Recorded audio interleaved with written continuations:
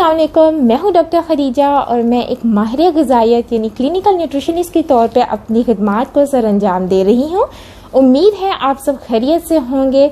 सबसे पहले तो आपको एक बहुत लंबे अरसे के बाद खुश आमदीद कहती हूँ एक नई इंफॉर्मेशनल वीडियो के साथ, जिसके बारे में मैं बहुत अरसे से प्लान कर रही थी कि मुझे रमज़ान के पहले वीक में ही इंशाल्लाह ये वीडियो डालनी है, लेकिन मैं नहीं डाल पाई। तो ये वीडियो मैं आपको बताती चलूँ, ना सिर्फ आपको रमज़ान के कुछ आखिरी इन दिनों में बल्कि थ्रू आउट द ईयर, और इंशाल्लाह अल्लाह ताला आपको लंबी ज़िंदगी दे, आने वाली रमज़ान में भी आपको ज़रूर हेल्प आउट करेगी। मैं बात करने वाली हूँ डायबिटीज़ के बारे में, यानी डायबिटीज़ टाइप 2 के बारे में। वो तमाम लोग जिनको इस वक्त शुगर के मसाइल हैं, जिनकी शुगर कंट्रोल नहीं हो रही, वो ये वीडियो लाजमी देखें और इसको शेयर भी करें, क्योंकि मुझे इंस्टाग्राम पे बहुत से मैसेजेस आ रहे थे, मुझे व्हाट्सएप पर बहुत से मैसेजेस आ रहे थे कि क्या रमज़ान में हमें जिन लोगों को शुगर का मसला है, जो डायबिटीज़ टाइप 2 के पेशेंट्स हैं, उनको रोज़े रखने चाहिए या नहीं रखने चाहिए। वो लोग जो इस वक्त इंसुलिन पर हैं उनकी किस तरह से मैनेज हो सकती है शुगर, और वो जो इंसुलिन पर नहीं हैं तो वो क्या करें।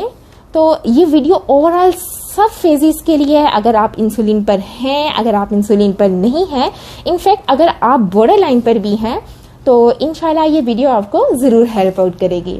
तो एक चीज़ समझने की ज़रूरत है कि जो शुगर है वो एक ग़िज़ाई बीमारी है, ठीक है।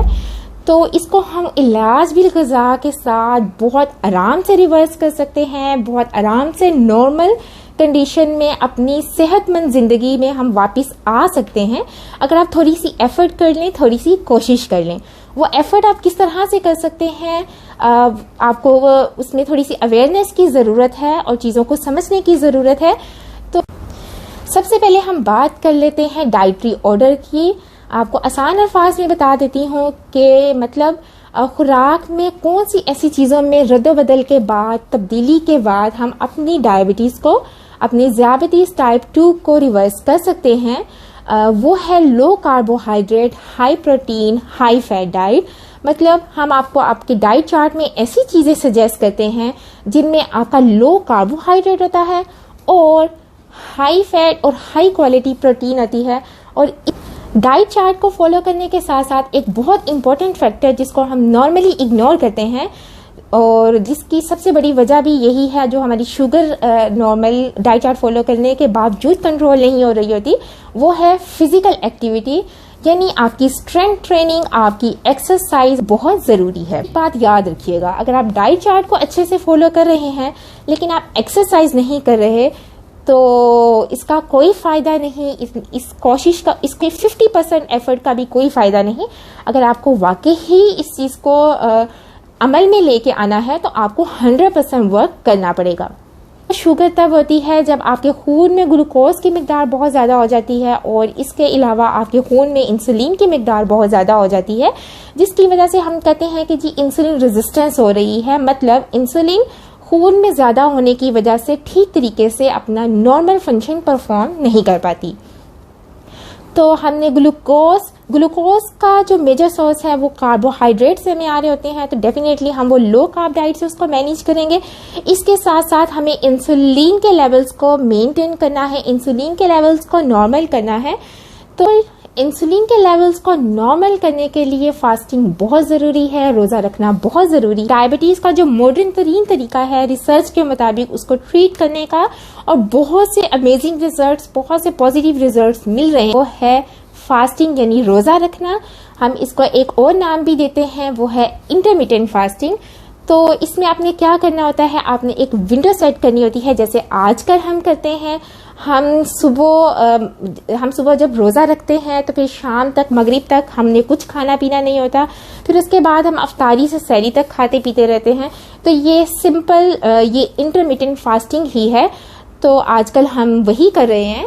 तो वो लोग जिनको शुगर है, आपको क्या करना है, अगर आप इसका फ़ायदा उठाना चाहते हैं तो आपको अफ्तारी में लो कार्बोहाइड्रेट डाइट का इस्तेमाल करना है, और जिससे बिल्कुल आपके इंसुलिन लेवल्स भी नॉर्मल होंगे, आपके जो ग्लूकोज लेवल्स हैं वो भी नॉर्मल होंगे, और आपको हाई प्रोटीन और हाई फैट डाइट का इस्तेमाल करना है ताकि आपको एनर्जी मिले, आपको तवानाई मिले और आपको कमज़ोरी का एहसास ना हो। आपको आपकी जिस्मानी सरगर्मी में यानी फिजिकल एक्टिविटी एक्सरसाइज करने में कोई मुश्किल ना हो।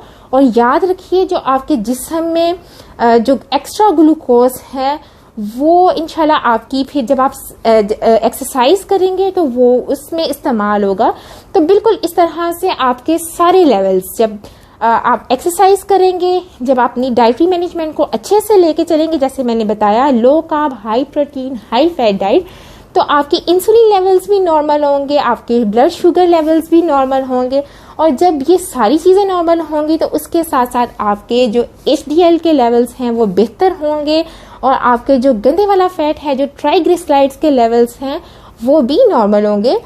तो जब एक चीज़ ठीक होगी तो आपकी बाकी चीज़ें भी जो इससे लिंक्ड अप हैं वो ऑटोमेटिकली पूरी जो आपकी प्रोफाइल है वो ठीक हो जाएगी।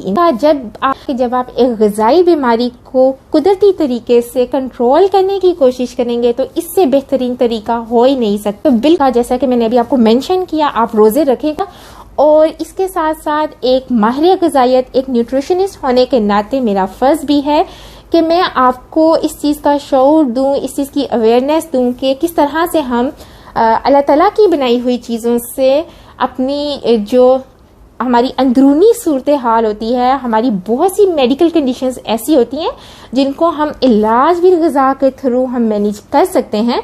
तो इस तरह से आपकी बहुत सी अद्वियात से भी जान छूट जाती है, आप बहुत से साइड इफ़ेक्ट से भी बच जाते हैं। तो रमज़ान इख्तिताम पर है, जितने दिन रह गए हैं रोज़े रखें और अपने लिए भी दुआएं करें, मुझे भी दुआओं में याद रखिएगा और अपनी सेहत को बरकरार रखें ताकि आपकी इबादतों में कोई खलल ना आए।